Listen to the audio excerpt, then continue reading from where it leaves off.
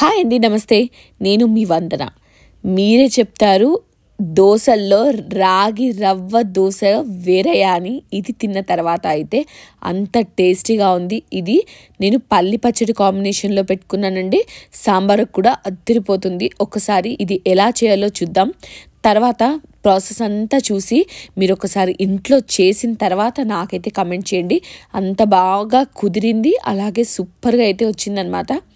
దీనికోసం నేను ముందుగా బౌల్లోకి 1 కప్పు రాగి పిండిని, ఇది నేను ఇంట్లో మొలకెత్తిన రాగుల నుంచి అయితే తయారు చేసుకున్నానండి, దీన్ని యాడ్ చేసుకున్నాను.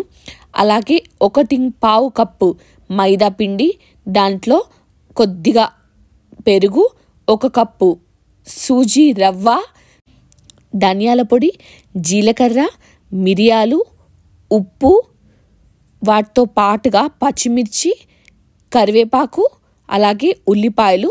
మీ దగ్గర కొత్తిమీర ఉంటే కొత్తిమీర కూడా వేసుకోండి. చాలా అంటే చాలా బాగుంటుంది. దీన్ని కన్సిస్టెన్సీ అడ్జస్ట్ చేసుకుంటూ వాటర్తో మనము పల్చగా కలుపుకోవాలండి.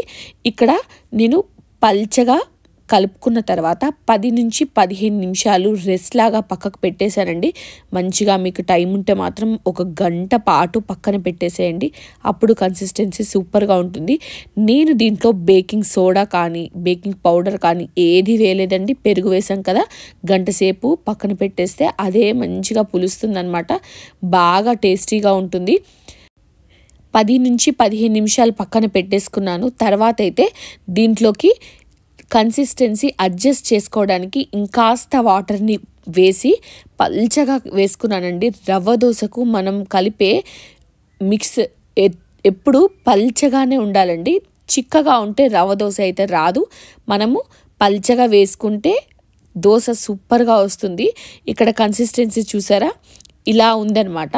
దీంట్లోకి ఇంకా నేను వాటర్ యాడ్ చేసి పల్చగా చేసేసాను. ఇలా చేయడం వల్ల దోశలు మంచి క్రిస్పీగా వస్తాయి. అలాగే మనం ఇక్కడ పెరుగు యాడ్ చేసాం కాబట్టి మంచిగా బబుల్స్ వస్తూ సూపర్గా వస్తాయి అన్నమాట. వాటర్ అయితే ఖచ్చితంగా కన్సిస్టెన్సీ వేస్తూ అడ్జస్ట్ చేసుకుంటూ మాత్రమే వేయాలండి. మీరు బాగా ఎక్కువగా దీన్ని కలిపితే పెరుగు కూడా కంప్లీట్గా మంచిగా మిక్స్ అయ్యి సూపర్గా ఉంటుంది. దీనికోసం నాన్ స్టిక్ ప్యాన్ కానీ క్యాస్ట్ ఐరన్ ప్యాన్ కానీ ఏదైనా వాడుకోవచ్చు. మీడియం టు హై ఫ్లేమ్లో పెట్టిన తర్వాత ఆయిల్ వేసి నేను కాస్త ఉల్లిపాయలు వేసానండి. ఈ ఉల్లిపాయలు మనకు రవ్వ దోశకి ఎక్స్ట్రా టేస్ట్ని ఇస్తాయన్నమాట. రాగి పిండి అయితే హెల్త్కి చాలా మంచిది. పిల్లలకైనా పెద్దవాళ్ళకైనా ఎవరికైనా కూడా దాన్ని మనం ఇలా రవ్వ దోశలా చేసుకొని తింటే ఇంకా టేస్టీగా ఉంటుంది.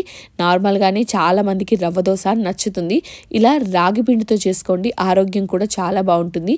నేను పిండిని పైనుంచి వేయడం వల్ల ఇలా గ్యాప్స్ వచ్చాయన్నమాట. ఇక్కడ మంచిగా వేగుతుంది. ఇలా వేగినప్పుడు కాస్త నెయ్యి కానీ నూనె కానీ మీకు ఏది నచ్చితే అది వేసుకోవచ్చు. నేను ఇక్కడ నూనె వేసానండి. 2 వైపులా మంచిగా కాలిన తర్వాత తీసి ప్లేట్లో వేసుకొని పల్లి పచ్చడి కానీ అల్లం పచ్చడితో కానీ తింటే సూపర్గా ఉంటుంది. మీరైతే ఖచ్చితంగా ఒక్కసారి ట్రై చేయండి. ఎలా ఉంది అన్నది నాకు కమెంట్ చేసి చెప్పండి. ఖచ్చితంగా మీకు కూడా నచ్చుతుంది. నచ్చితే ఒక లైక్ చేయండి. అప్పుడు మర్చిపోద్దే. Thanks for watching. Please subscribe. ఈ క్రిస్పీనెస్ చూసైనా మీకు చాలా టెంప్టింగ్గా అనిపిస్తుంది రాగి రవ్వ దోశ తినాలని. ఖచ్చితంగా అయితే ట్రై చేయండి.